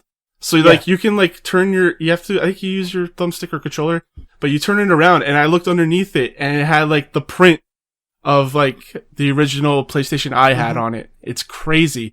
They had what was it? Like a GPS adapter for the PSP. They had that in there. Yeah. It's like, what? I didn't even know that thing existed. So if you're a Sony fanboy, you're going to love the hell out of this for all the different artifacts and stuff. And you can go into, like original PlayStation thing that it opens up and you go inside. And there's like a huge area that just like has all these artifacts littered around and hanging up and stuff. It's really cool. And you can interact with some of them. I found one, like I finished the something Memory Meadows, I think it's called. I don't remember. And at the end, I don't know if you got it too, but at the end I got an artifact that was just the PS1, like console. Okay. And I went back to the museum area or whatever, and there was some of the dudes, the little Astro dudes, like just chilling out on the console. And I figured out that like if you hit the punch button or whatever on the PS1 buttons, it like interacts with it. So like I hit the power button and it like, you know, it lit up. And then I hit the eject button and the Astro guys went flying. And I got a trophy. Nice. For ejecting the Astrobots. That's amazing. Yeah. Yeah. So like it's really fun just to play around with. Yeah, it really is. It's even fun in like you get coins and you can spend 100 of them at the I don't know what the hell they call it, gotcha machines or whatever. Crane game. What? It's not really a crane game. It's you pull the lever, you get a capsule toy. But like there's the adaptive triggers even works with that. So like you can feel the tension in like pulling down the lever and taking out the ball and then crushing the ball. Like it's amazing how much effort they put into this game. Mm-hmm. And it's free pack-in. I mean, it makes sense. Like it's the best showcase of the weird things the controller can do because a lot of games aren't going to use it probably. Yeah, probably. But this is pretty amazing. Like I really like this stuff. I like their take on like cool. the HD Rumble the most, I think. Like the adaptive triggers, I felt like it was a little loose. Like it goes from like all tension to click. So like I don't really feel like the difference in tension. I just feel resistance and then it's gone. So like you basically have to just push past the resistance. I thought it was like, which, you know, maybe it changes depending on what game you're playing. But I pictured like with, you know, Horizon, for example, like as you pull the bow, like with the trigger, it would be constant tension as you push down. But everything I've felt so far, like with swinging and Miles Morales and stuff, I was going to ask about it's just like, it's a little bit of resistance and then you push past it. And it, you know, it squishes. It's probably because like it's early in the console's life, and as we get further on into the PS5's life cycle, you'll have more developers taking that in mind. Yeah, and programming that with in mind. It's like with HD Rumble. It's like there are a lot of games that use HD Rumble for the Switch in really cool ways, and not just like a rumble effect. Yeah. So, but I think like what it is. It's just, this is a little different than HD Rumble because it's like the entire controller. Whereas, you know, the Joy-Cons are kind of a little more subtle with like the way they work. But I really like it for the most part because for me, it's more the subtlety of it. Like, I don't like the adaptive triggers as much because, like I said, it's kind of just one note for the so far, at least, what I've experienced. But with the Rumble, like I started off Miles Morales and you start in the subway. I'm trying to keep it as spoiler free as possible because I'm a few hours in. I've played a lot of so far today. You haven't beaten the game yet? Oh, scrub. No, I loaded it back up after dinner and I was at like 28%. Which is substantial for, you know, day of release. Yeah, that's pretty good. But, yeah, so you start on the subway, and, like, every time it, like, you know, goes past a checkpoint or whatever, you get a slight, like, like, just a little rumble. And, like, you hear, like, a little noise come out of the speaker. There's just, like, doo-doo. Neat. And so it's, like, those two things combined just make all the difference. And there was one point with Astro when I was in like the Memory Meadows or whatever it's called, and it starts raining, and like Astro puts up this like little like digital like umbrella thing over himself because you know he's a robot, and you can feel the raindrops just like in the controller, but there's also like actually that sound. So, like, you kind of hear the raindrops and feel it, and it's just so immersive. Raindrops keep falling on my head. Yeah. Yeah, so, like, that I think is a lot more effective than just, like, a little bit of tension on the triggers. But, you know, to each their own. Like, it's cool. All of it's cool. And I actually like the controller a lot more than I thought I would. Like, I still don't like this white, because it's going to get dirty very quickly. But it's just... It's a very, like, aesthetically pleasing controller. Damn Cheeto hands all over it. Yeah. So, like, you know, the white on black is nice. And, like, I wasn't a big fan of, like, the clear buttons on it at launch. At reveal, I mean. Yeah. But, like, they feel buttons. Nice. Yeah. It's like that kind of clear like, they're not colored or anything. They're just clear with the symbols on them. But they feel really nice. Like, there's some good feedback in those buttons. That I don't think you really got with the PS4 controller. The PS4 controller is very squishy. But... PS4 controller fucking sucks. It's not great. It's fine. It's fine, yeah. But it's not great. D-pad is awful. Mm-hmm. But, like, this one, it feels like a premium product. Which is funny because the console looks like a kid's toy, but not when you pick it up. well, no, it's as heavy as a child. Oh my god! But I wouldn't call it a kid's toy. It looks. It's not pretty. It is a binder. Yeah. I don't like the material that is made out of the black part because it's just oh, it's not vibranium. I'm sorry. No, it's very no, smudgy, it's like a glossy. Man. Yeah, it's like a weird glossy thing, and there's already paint over it. Then there's already a bunch of fingerprints on mine. Like this thing's gonna but be like real that quick. the symbol grip on the back of the controller. Like I saw pictures of it, like zoomed in of like the look of it.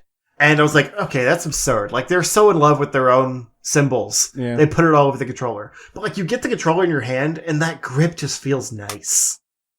Like, it didn't need to be the symbols. It could have just been bumps. Yeah. But it feels good in your hands. Yep. But anyway, aside from, like, the console itself and everything, I played Astro, which we pretty much already exhausted. And then I got, like, probably 4 or so hours into Miles Morales. Because I got mine this morning. I didn't get to play until after lunch, really. I was, like, doing all the setup and stuff like that. After days and days of freaking out, like, oh my god, is it coming? Oh my god, is it coming? It was more like one day.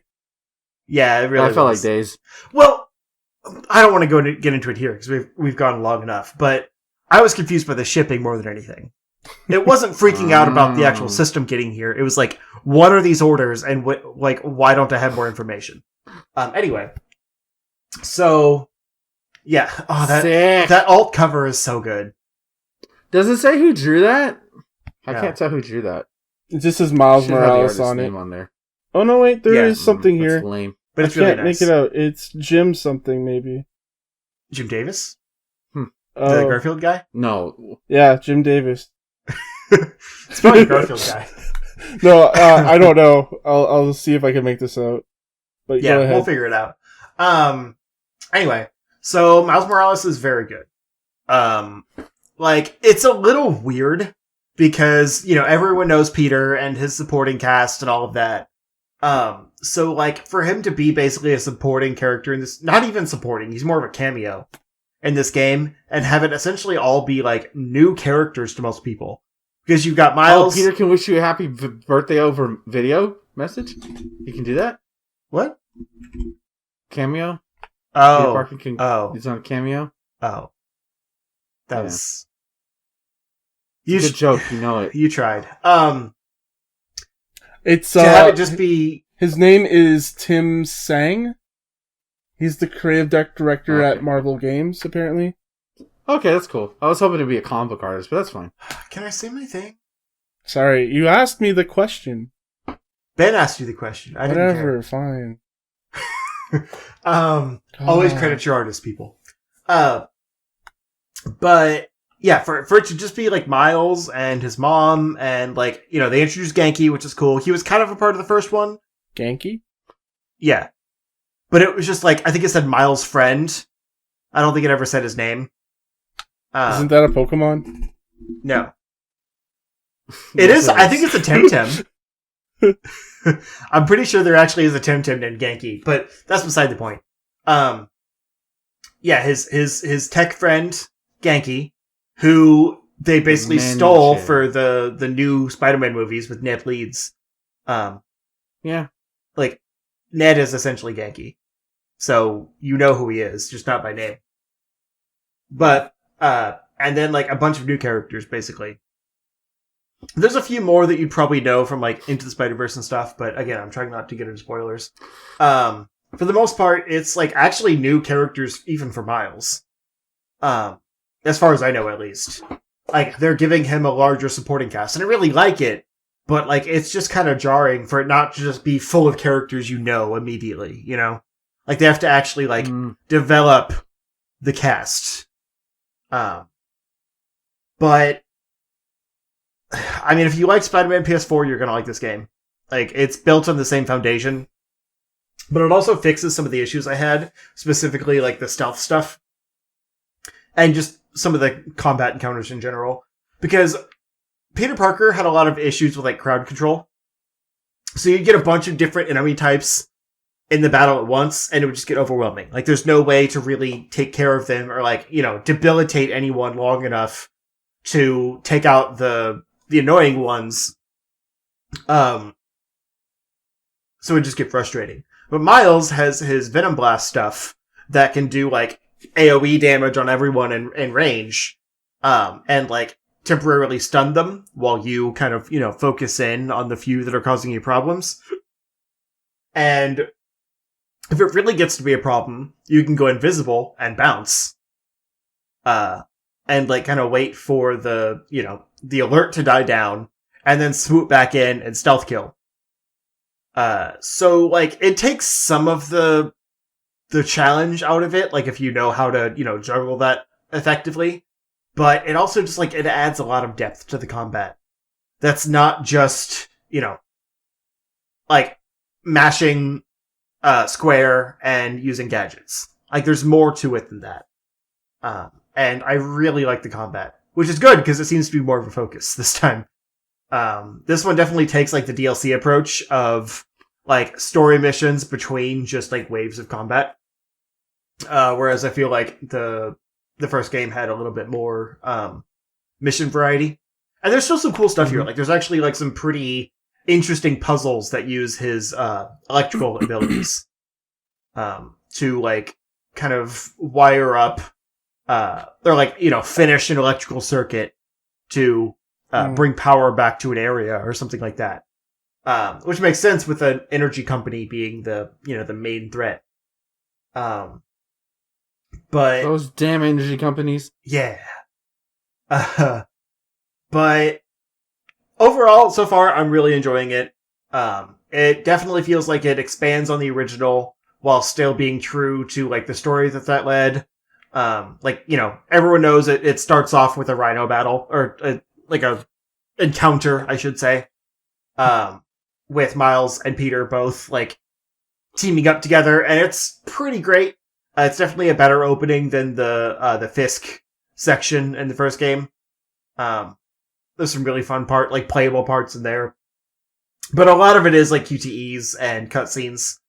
I wish a little bit more of it was interactive, but once the game becomes more playable and, like, you actually get control of Miles, it, like, every cool thing you do is in your control.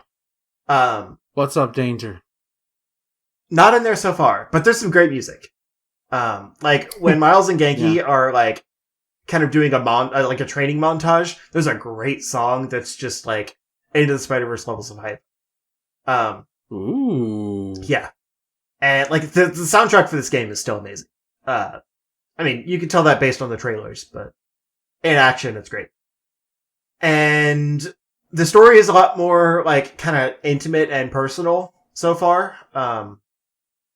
I haven't, like, you're not fighting the Sinister Six, for example. It feels a lot more, like, directly tied to Miles, which I think is really cool, because he's establishing his own identity, And obviously he has less suits and stuff than Peter did, but it's a great selection. My video about Miles Morales costumes was not totally wrong. I'm pretty proud of that. There's a good handful that are actually in the game, and they all look great. But there's some really good surprises too. Mostly the original suits. I just unlocked, we had a news story about it, so I'll mention it. I just unlocked the Crimson Cowl costume, and I'm pretty sure that one's gonna take me through most of the game because it looks so good in cutscenes. Like, I had one moment, where, like, he had his mask off. So it was like a Miles face moment, but the cowl is, like, kind of, slung over like a hoodie. And so, like, the detail they go to is really nice, because they could have just had his face with the cowl up still. But they kind of, they took the extra effort to actually, like, put the hood down and, like, show his face, and I don't know. The types of costumes he has are a lot better.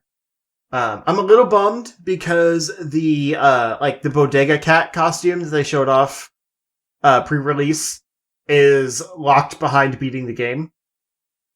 Oh, no! Yeah, like, I did the mission. I rescued the cat, but I didn't unlock the costume. You have to beat the game and do the mission to unlock the costume. But what's really cool, like without doing any spoilers or anything, what's really cool is there's actually like specific skills and things like that locked behind the New Game Plus. So even after you've beaten it, there's incentive to go back because there's some things you can only unlock by doing New Game Plus, which the first game did not have. So like that's going to be really nice for my story play run because I'll still get to enjoy new content while also, just recording the game again. So yeah, this game is incredible. Like, I can't say enough good things about it. In the way it like takes that same formula, but it expands on it in really nice ways. Mm-hmm. And it's developed a really good supporting cast for him so far. Like, there's a lot more diversity and inclusion in his supporting cast than there was in Spider-Man's, or in Peter Parker's, I should say. It's really confusing because they call both of them Spider-Man. So I don't, like, Miles never really gets his own name or anything, because he is Spider-Man. So I never know what to say, other than just calling him Miles. But yeah, that's what I played so far. I have a few, like, PS4 games and stuff downloaded, that I'll check out, like, how they've, improved. But, as far as I know, pretty much every, like, PS5 version of games, like, the upgrades, have been delayed to 2021. So it would just be the, backwards compatibility boosts right now. Yeah. Which is kind of a bummer. A lot of them are just like 60 FPS, upgrades. Right. Except for Bloodborne. And Last Guardian, apparently. Apparently, if you have the disc version of Last Guardian, like, it'll work as long as you don't update it. But otherwise, it goes down to 30. Damn. Jesus Christ. What's funny is my account says that I have purchased Bloodborne, but I just had a friend that brought over the disc and we played it, like, it's on my account. It's part of the PlayStation Plus. No. Like, when you go to that collection, it shows like which games you actually already own. It probably just read that you like have it, and then since it's on PS Plus, they just give it to you because you already have it. That could be, yeah. But like, I don't own the game. But now I can just, yeah, exactly. Like, it registers as something that I own. Like, if it's ever taken off that service or whatever, I assume I'd still own it. Yeah. But I'm never going to play it again because I don't like the Dark Souls types games. Speaking of Dark Souls, I got Demon Souls. It's still shrink wrap. Nice. But, like, I had basically a launch PS4, so I'm still excited to see how some of these games play better. Like, I definitely want to jump into Final Fantasy VII Remake again. That's probably going to be my stream game since no one said it otherwise. But I'm not sure yet. And, like, I'll probably check out Avengers this weekend with my other friend that also got his PS5 today. So we can kind of, compare it together. But, yeah. When the system came earlier today, my wife goes, so, which one do you love more now? Me or your PS5? And I was like, you! I just met it! It's just the and play she didn't thing. like that answer. Yeah. Damn. Yeah, I also got a code for Call of Duty Cold War, so I'm going to be playing through that. I'll have some videos up and probably do some streaming on it. Sully has it for PC, so we'll see if we can do cross-play for zombies. Yeah, a lot of PlayStation 5. Call of Duty, destabilizing Central American nations. Nice. Yep. So we're gonna. I still have to check out Bugsnax too. We're gonna have a lot of PlayStation 5 coverage on this site. Yeah. Yes. Not by me. No. We go back to wrestling though, so that's try. fun. Didn't even try. I didn't even try. Like, I didn't want to get myself to. I saw everybody how they were reacting to getting these pre-orders. I was like, no, I don't need this. I mean, Tyler did try and failed, so like, I don't. He tried on launch day. True, he didn't try before. I assume. Did he try before? I don't think so. Maybe his mom did. I think his mom did, it. but not him. By the way, Thomas, how are the 3D headphones? Did you try them with the PS5? I did. I haven't really noticed anything, honestly. But I need to take a look into like how it works. 7 out of 10 could use more 3D.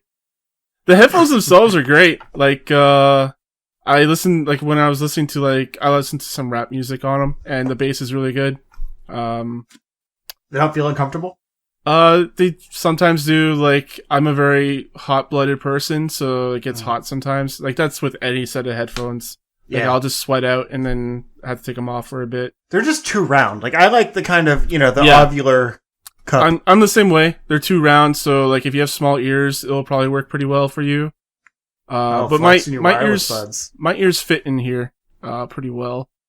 At first it was very uncomfortable, but I'm getting used, like, more I use it, the more I'm used to it. And I don't feel discomfort anymore. Well, that's good. But yeah, they're pretty good. You can use them for like, I'm using them for my PC right now, but it has to be wired. I can use it for the PlayStation, but that's wireless. Like, I can do wireless or wired. It's fine. I kind of want to test out, like, the mic quality on the controller, but I don't want to have to use the speaker that's also in the controller to, like, hear people. So I feel like plugging in a headset would automatically default the mic to the headset, not the controller mic, Yeah, it will go to the headset. It won't be in the controller. Yeah, so, like, really the only way you'd use the mic on the controller is if you also use a speaker on the controller, so it's kind of weird. Yeah, it's weird. But yeah, I need to do more test runs with it. Like, I've tried using this headset also with the computer via Dolby, whatever it is called. What's it called? Atmos? Dolby Atmos, yeah. Atmos. And yeah. I don't know, like, I used to be really into 3D audio, like, especially with VR, like, that was, like, I was hyping that up a lot, but now I don't really notice it. I don't know if I'm used to it, and I'm just like, whatever. But I don't know. I need to take a closer look at it. I don't know, man. Yeah. Maybe I got accustomed to it. Now I'm just like, whatever. Yeah. I feel nothing anymore. Yes. This is meaningless. That is me. So. That's not 2020. It's 2020. Nobody feels anything. That's why I was excited about the PS5. I just wanted to feel. It took the PlayStation 5 getting here to make this year good. That's true. Like, everything around the PlayStation 5 launch has been pretty great. Well, except the daylight delivery. But. Well, I mean, other world events. There could be worse things. And personal events. That's what I meant. True. Yeah. Anyways, let's head into the news. Before then, we do a 60-second ad break, so go take a piss, come back. Oh, thank God. Ah! Okay. I feel like we need to blow through this news so Ben can go to bed, because there's really not much interesting here. Yeah. We'll start off with the, Y'all see that Twitch shit, though? Y'all saw that, right? Yeah. This is just muting the game audio. Fuck you, Twitch. It needs to play out a little bit more. We don't know the whole story yet. It's a messy situation. Yeah. Somebody on the FGC I follow, like, it's mind-boggling that fucking Amazon owns Twitch, has Amazon Prime Music, obviously has an agreement with these fucking people, so why the fuck isn't there, like, that doesn't make any, like, come on, you're fucking Amazon. All you have to do is just say, fuck y'all, you either stop with the DMCA shit, or you're off our service. Amazon really likes making money, though. And copyrighted music makes them lose money. I guess. So fucking music people are so fucking greedy. I hate it. Oh yeah, for sure.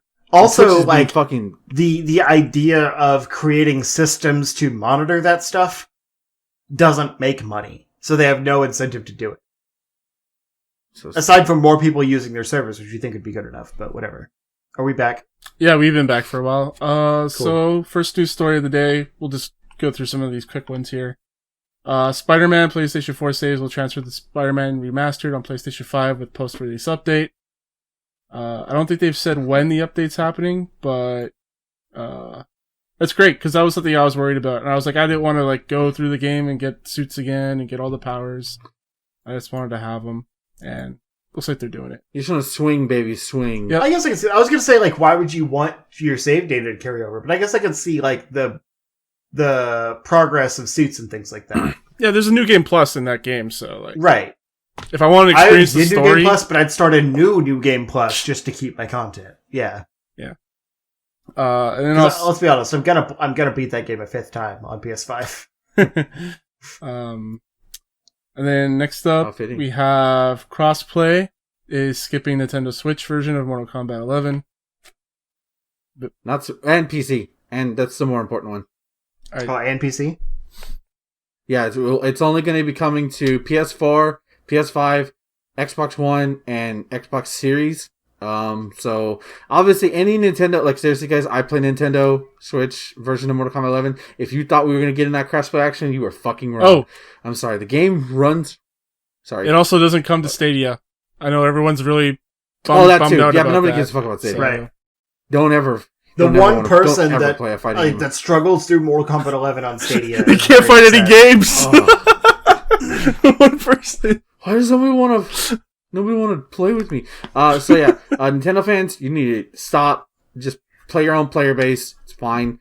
I find it odd it's not coming to PC. Like Street Fighter V, since 2016, can do PS4 to PC. Not great, but it does it. So I guess because the PC is also a port. Wasn't the PC version not made by them, but made by somebody else?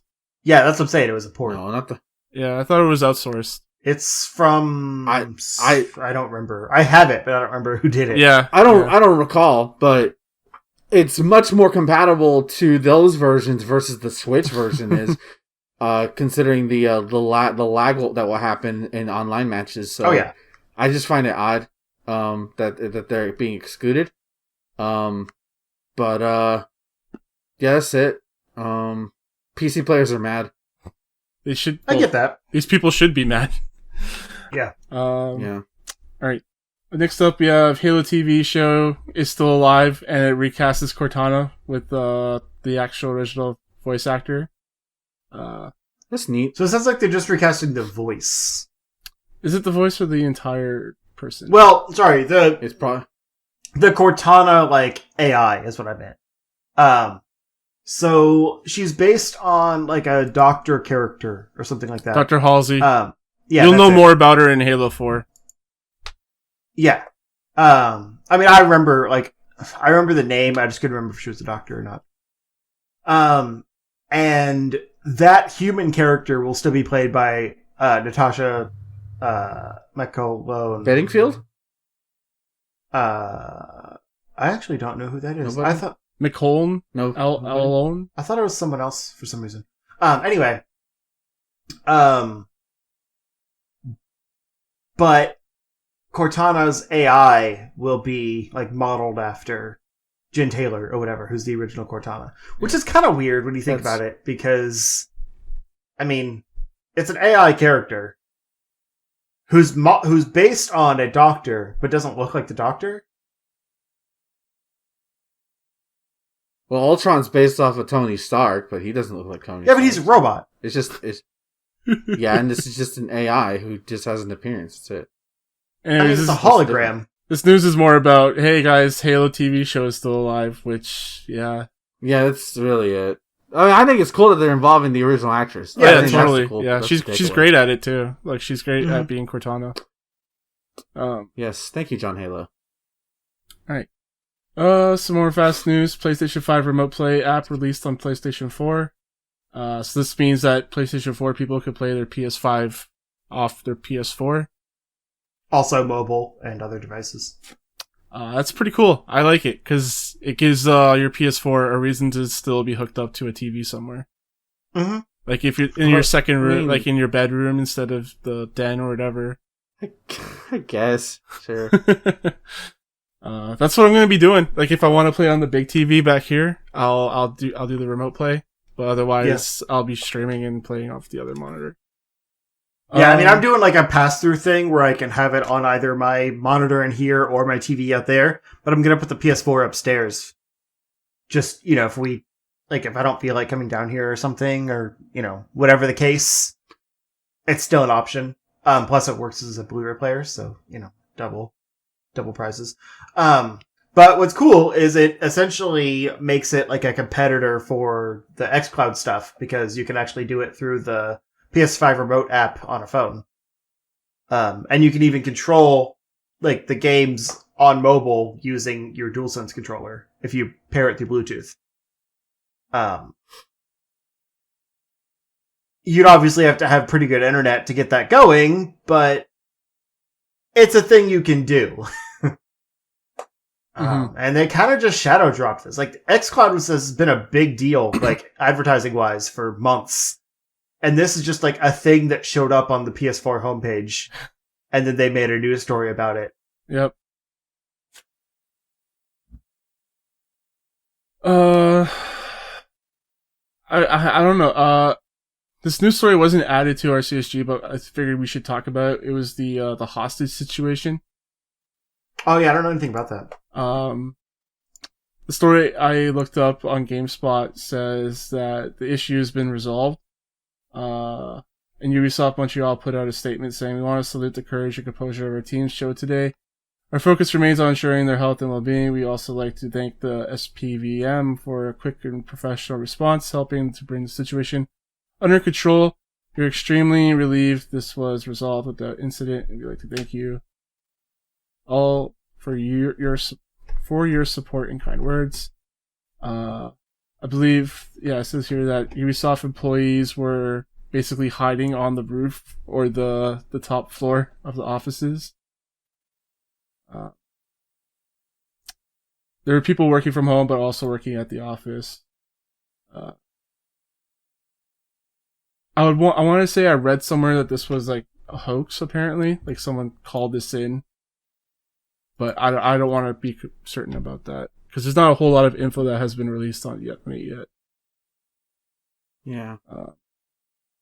Just glad everybody's safe. Honestly, nothing totally serious happened. Yeah. That's messed up. That's crazy. On Friday the 13th... Well, at first I thought it was a fucking incel pissed off about their fucking video game. Right? Of course that's what's going to happen. Someone going to get mad about... Either that or a disgruntled worker, which is... but I don't know at this point. Yeah. We'll have more information on that as it develops. But our last news story for the day is going to be the Square Enix loses $62 million in the quarter it released Marvel's Avengers. Dead, baby. It's gone. Yeah. Bye. So every news story I've seen, which I'm not being an Avengers apologist. I love the game, but I understand it has issues. I felt like I needed to preface that. Every story I've seen about this has solely put the blame on Avengers underperforming for why Square Enix has lost money. And that's not entirely wrong. Because, yes, it did underperform. But also, Square Enix put all of their eggs in this one basket, didn't release any other games that quarter.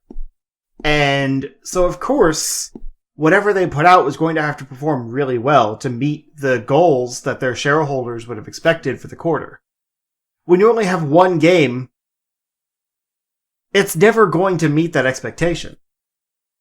The problem is Square Enix as a company has no idea what they're doing lately, is poorly managed, and it takes way too long to make their games. So... Except they didn't make this one. Crystal Dynamics was the one behind this, am I correct? Yes. But I'm saying, it was produced by Square Enix. It's their money loss. Okay. They have a bunch of studios under them, and they put out one game all quarter. That's not great. You always want to have multiple options for revenue. And yes, Avengers didn't perform well. The only game they made this year was Final Fantasy VII Remake. Right. Yeah, they're comparing it quarter to quarter. It's a 30% decrease from the previous quarter, which was 34.1 billion yen. This quarter was 23.7 billion yen. But that was the first time I think they'd actually made a profit as a company in a while. Mm-hmm. Right? Do you have it pulled up? I didn't read that part. Yeah, because it showed a loss between $62 million from July to September. Quarter released Marvel's Avengers, which was in September. So yeah, it's about a month. They've had $3 million in sales, and the game costs somewhere between 170 to 190 million, estimated by David Gibson. I believe he's a pretty proficient financially. 3 million copies, by the way, not $3 million. Yeah, that's what. $3 million. Not dollars, copies. Yeah. Yeah. So yeah, the problem is everyone's like making this out to be like Avengers is a flop, like abandoned ship, and all that's going to do is hurt the game's future. Because game was already hurting before that anyway. Right, and that's the problem I'm saying. Is like it could pull, a Destiny or an Anthem or something like that and still come back. It's not dead. But Square Enix is so poorly managed that they're not going to risk anything on a game that they see as a failure because they didn't have any other like points of revenue for the quarter to possibly make that money back. Like, for example, to make probably a poor comparison, but I'm doing it anyway.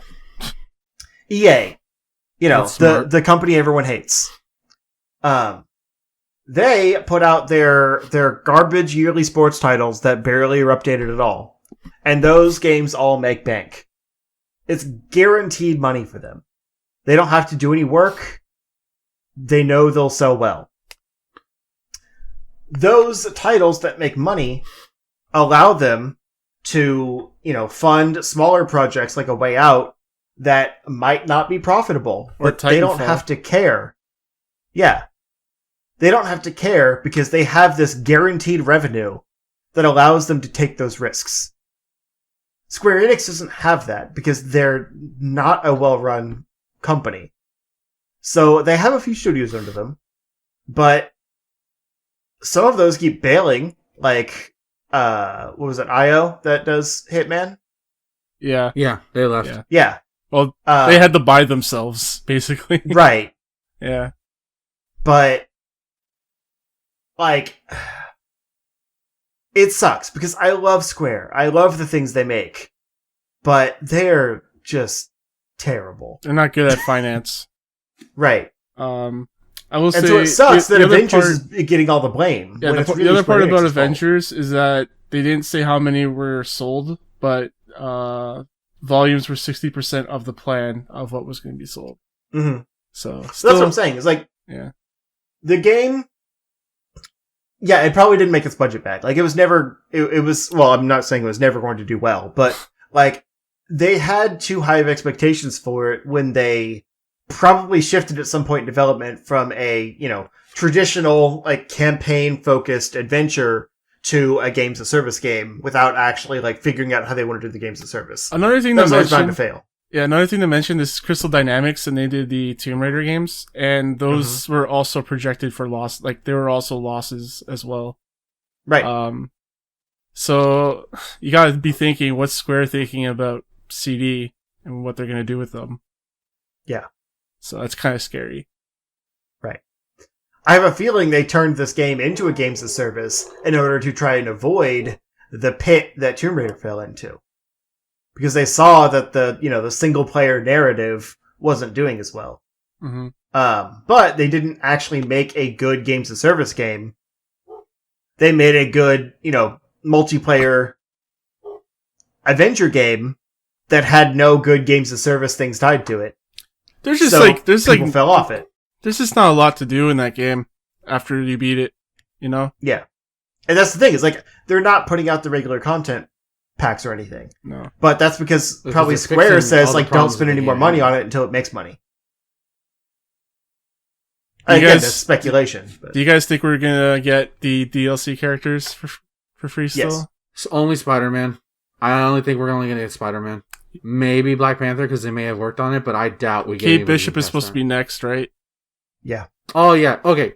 My bad. I keep forgetting because I keep hating the fact that they included 2 fucking archers in the same. Like, I'm sorry. The roster, similar to Marvel vs. Capcom, the roster infuriates me. Yeah. But no, I like all those rumors that we heard. We're not getting any of those characters. No way. If the game had done better, and then like more people bought it, like as Kate Bishop came out regularly, and definitely Spider-Man, whatever. Yeah, I doubt we'll get like Doctor Strange or all those other characters. I highly doubt it. You're not going to get to see whatever they have planned with the Kree stuff or any of that. So I've uninstalled the game. Well, I'm not even gonna go back. I've given up. Here's the thing.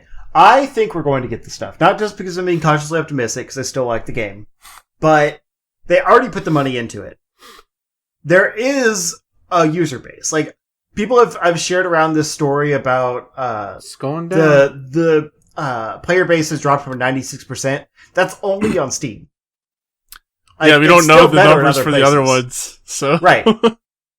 Yeah. So, like, that's not indicative of everything because the PC version wasn't the best selling in the first place. Usually PlayStation is pretty good. Like, they usually keep their numbers fairly consistent and high. Like, for Destiny 2, for example, they're usually about at a million plus. Yeah. And that's about a third of their player base, too. So, right. It's almost as if this game should have been crossplay between PC, Xbox, and PS4. Oh, for sure, that would have helped. But anyway, just to get back to my point, I think the plan will be to keep supporting it with essentially the bare minimum. So, putting out the characters, putting out the packs they already have planned. Because at this point, if they abandon it, that's just a loss.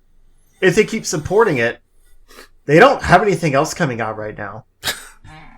Like, there's no other revenue factors for them. So, they don't have anything to lose by hopefully getting more people into this game. Well, Square still has the Kingdom Hearts game that came out. Kingdom Hearts, Bravely Default. They probably have other stuff we don't know about. Well, I meant Crystal Dynamics. But yeah. Oh, okay, that's just okay, Square. Okay. But also Square, like, their games specifically take forever to develop. Like, who knows when we'll see Final Fantasy 16. It's their, their studios that do decently well, but it's still maybe 1 or 2 games a quarter. They lucked out with Final Fantasy 7 because that game did gangbusters. But I want to say that was the only game last quarter. Or, for that quarter, Square? I should say. Yeah. Yeah. Yeah, for sure. Like, even Capcom doesn't pull this shit. They at least have, like, they'll throw out a Resident Evil, a Monster Hunter, maybe not a Street Fighter, but... Yeah, their portfolio is more diverse than Square's. Yeah. Right. But I mean, like, so they might as well talk about a Marvel game. I mean, they talk about a Marvel game that, like, just dropped dead on its ass, Marvel vs. Capcom Infinite. That game was planned to continue after that first DLC wave, and they just dropped it because it wasn't worth it anymore. They could easily do that with Avengers, even though they technically have it planned. Yeah. They don't have to continue if it's too much of a loss. Bad marketing. People, there's even we don't know the user base for both PS4 and Xbox One. There's a stink around this game with people who play it. Most people, not you, Justin. I know you're cautiously optimistic and you like the game, but a lot of people do not like playing this game because there was so much bad will on how the loot system worked, on how the game's service worked. So, like, talking for me, I played it. I played it reluctantly, but I enjoy what I played. But a lot of people also still a fairly loyal user base too. Like, people that I don't like the loot system. I don't like a lot of things about it. But I enjoy the gameplay itself, so I forgive the grind stuff because it's fun to play with friends. And there's a bunch of people out there that, forgive similar things just to have that multiplayer experience. Will that hold up long term? Probably not. Just for anecdotal evidence, the kind of funny Marvel Avengers Discord we're in, there's like no action happening. Like nobody talks. Okay. So interesting. Yeah, I mean, there's probably people playing for sure. Like, it's not completely dead. I mean, Marvel vs. Infinite is not technically dead, but it's not getting support from Capcom either. So it's like, I'm just saying, you're gonna get Spider-Man. You're gonna get, just because Sony has stake in that, and they'll be like, you're gonna fucking make this fucking character we gave you. I would guarantee there's contractual obligations there for various characters and things. Probably on the Marvel side. Yeah. The last timing Doctor Strange with that movie and things like that, The last message that was sent was November 7th, and that was someone asking if anyone wants to play, and nobody responded. Oof. Yeah, it's pretty rough. Yeah. Square Enix is like the marketing department's to blame because they marketed this game all wrong. They made the wrong type of game. Let's just face it, this should not have been a game of service game. It really shouldn't have. Yeah, it should have been like a single player game with co-op with like DLC characters that could be added in later. Mm-hmm. Exactly. Booyah. You pay for the characters, but you don't have the character pack, whatever that thing's called, character card. Challenge card. You just unlock them through progression. Yeah. I mean, yeah, they should have advertised the story a lot more because the story was the best part of this game. Yeah, it was. That's the best part of the fucking game. Yeah. Best part of the game. It's going to be in my Game of the Year list because it was a great story. Yeah. And they didn't market the game definitely it's not even. It's not touching my Game of the Year list. It's out. Like, it's in the trash bin. Like, I love the story, but the second it makes you do the game of service shit, like, okay, fuck you. I will say that it has moved down the list for me. It is down number 4, but I haven't played Miles yet. I haven't played Demon's Souls yet, so there's still a lot of... I already know you're going to make Demon's Souls number 1, so I already know you. No. Final Fantasy VII Remake came out, so... I keep forgetting it comes out. Can I make a game that I never played a Game of the Year, even though I didn't play it? I say that's not right, Probably but not. whatever. I mean, like, guess. It's a timed exclusive, so you'll get it eventually. Yeah, I think I would have loved it if I would have played it, though. Like, real talk. I would have, I would have loved it. I'm going to call it right now because we're going to be doing these in the, probably next month or so. I think your top 3 are going to be Demon's Souls, Final Fantasy VII, and then Miles Morales. Like 1, 2, 3. I mean, it's a pretty good guess. PS5 games. One of them is up there because I haven't played Miles. So it's going to be up to me to bring the diversity of the Game of the Year list again. I love it. Yes, bring it on, baby. I love it. I'll tell you right now, the top 3 that I have are Final Fantasy VII Remake, Tony Hawk Pro Skater 1 and 2, and Astro's Playroom. That's my top 3. I didn't think about Tony Hawk. Yeah. I don't know. I think Miles would beat Tony Hawk at least. Well, I haven't played Miles yet, so. Right. That's what I'm saying. Yeah. Some good stuff at the end of the year here. I'm pretty happy. It really is. Can I say my 3 since y'all said yeah, sure. What the hell? I didn't say my 3. Well, you go ahead. I was saying his 3. No, did you? Okay. Okay, my bad. Never mind. Then I'll keep mine to secret then. I'm the only one that shared, so. I'm not sure what my 3 would be. Okay. I mean, let's be honest. Miles is probably going to be number 1, but I want to hear Ben's 3. I know. You want to hear my 3? Streets of Rage 4. Paper Mario Origami King. And Doom Eternal. God, I forgot Streets of Rage 4 came out. If that doesn't show diversity in the games I fucking play, I don't know what does. Yeah. That's fair. So yeah, that's top 3. Which one's gonna be number 1? I don't fucking know. I forgot Streets of Rage 4 came out this year. Yeah. Fucking love that game. Yeah, that's going I should do another stream with. Yeah. All right. I mean, right now, top 2 is Miles and Final Fantasy VII, but I don't know. It's gonna be Miles. I mean, the number 1's already taken. We already know that. It's just what's 9, what's 10 through 2. Yeah. That's the true question. Well, FF7 is probably gonna be 2. Let's be honest. Yeah, let's be honest. Okay, so 3 to 10. Like 10 I have the 10 through 5 pretty well, but I don't know what order 1 through 5 is gonna be. The question is for me, where does Panzer Dragoon Remake land? That's my question. Also, we still got Cyberpunk coming out this year. Supposedly. I'm not playing that, so it's not on my list. But I put it on my Christmas list, so I don't know if it'll make the list. Keanu Reeves is in it, man. Had time. It's just because it's in first person, dude. I don't know if I want to play open world first person game. A linear hallway game, that's one thing. First person, that's different. I keep forgetting that it's first person and not third because The Witcher 3 was third. It shouldn't be. It's so. I hate it. It didn't start out as first person. I don't think.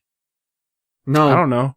And unless you do all this cool customizational shit, but then you're not gonna see it. Right? Which I'm why go through the effort then of creating the Also, I forget that game is gonna have online. Eventually. Yeah, it's not coming at launch, but it's coming. Oh, it has to come out first, and then they'll start the. Watch it get delayed again. Oh, January this time, I really guys. hope it comes out. Yeah, I really hope it comes out. I think you still see your character in cutscenes and stuff. It zooms out to third person for cutscenes and then goes back to first person. Just make it third person, CD Projekt. Why? Why are you gonna give me headache problems? I could actually have played this game. No, I'm not going to. That's kind of weird. Yeah, this sucks. All right, so let's end the episode here. Ben, where can people find you? I thought Okay, I'm first. Oh, wow, fine. this is weird. Twitter.com/MarvelousIggy, where you can find all things related to the Marvelous One. You can check the pinned tweet where you can check out my newest YouTube video on the Outer Worlds. It's finally out, people! Yay. Yeah, I did that video in like 2 days. I fucking recorded 2 hours of footage. Next day, fucking did voiceover and then edited for like 3 hours. It was crazy. It's good stuff. Yeah, I think people are responding to it. I looked at the views. It's at 37 fucking views. Like, what the fuck, people? Thank you so much. Great. That doesn't happen to me. This has been a blessed week. Been a blessed 2 months, honestly. So check that out. And of course, you can check out my other videos I did on Dendara, and of course on Chun-Li for Smash video, which just kind of kicked off my fire. And of course, the next video I already teased. I'm going to tease my next 2 videos because I already know what they are. Next one coming out, I'm going to try to have it out in 2 weeks because it's not going to take me long to do. Is Pokemon Sword and Shield. I want to talk about my thoughts in the game as now that I think it's done. I don't think they're going to do any more DLC stuff. So I want to give my whole thoughts on this stupidly controversial game. It shouldn't be, but it's controversial to some people. And then after that, my next video, my technically Christmas video, will be on Mortal Kombat 11. Since I think that game is technically finished with this combat pack. I don't think they're going to add any more characters. Rest in peace, Ermac and Reptile. You're not making it an MK11 this time. So I'm going to give my thoughts on the game as a whole since I've pretty much played it since launch, and, give my thoughts on that.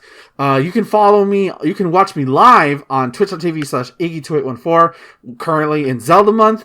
Every Sunday we're streaming Wind Waker. That's been a lot of fun, and every Wednesday we're doing fucking Skyward Sword because the fucking people, I giving the people what they want, and you want Skyward Sword, it's like giving you what you fucking want. Okay.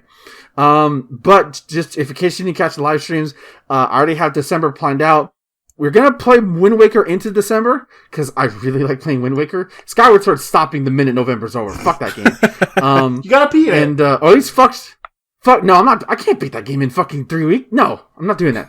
I can't even beat Wind Waker in that short time. If I stream more, maybe. But casual. Wind Waker will continue in December. But what I'll probably do is Wind Waker will still be on Sundays in December, and then on Wednesdays, we'll be beginning Merry Metroid. So I'll probably be starting either Super or Metroid Fusion. Because I can beat those games in like no time. So I'll definitely be doing both in the month of December. And then right around the week of Christmas, I'm going to stream my Christmas game, Nights into Dreams. So I can finally do that. And and there is a karaoke mode in that game. I will do karaoke. I will sing the song. Nights in that's in there is for Christmas. So if you want to hear me sing, that's a month from now, but I already have it planned out. Watching get DMCA'd. So look forward to that. I hope not. Sega owns it. So unless Sega does something about it, or whoever owns the rights to the song, but whatever. If I hope I don't. Now you're scaring me. Shit. It's not. Don't worry about it. So yeah, twitch.tv/Iggy2814 for all that stuff. I think that's all. Oh yeah, Atomic Shot. Yes, Atomic Shot. The first episode, Godzilla Returns is out. Check that out. And then the next one that's coming up is Godzilla vs. Biollante. That should be live by the time this is out. And then the next one after that is the third film in the Heisei series. It's time travel. It's awesomeness. It's Godzilla vs. King Ghidorah from 1991. Finally into the 90s for the Godzilla era. It's good. And I'm going to go ahead and announce this now since we're not that far from it. Originally, Tyler and I were going to just do a typical review of Godzilla 1998, the Matthew Broderick one. We're not doing that now. We're gonna do a watch long of it because Tyler wants to fucking trash the shit out of this movie. And he has a lot to say, as he said. So we'll be doing a watch along, of that movie.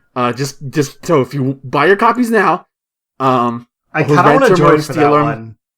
It's been forever since I've seen that movie. We'll work something out. Okay. But yeah, that's coming. So just let y'all know.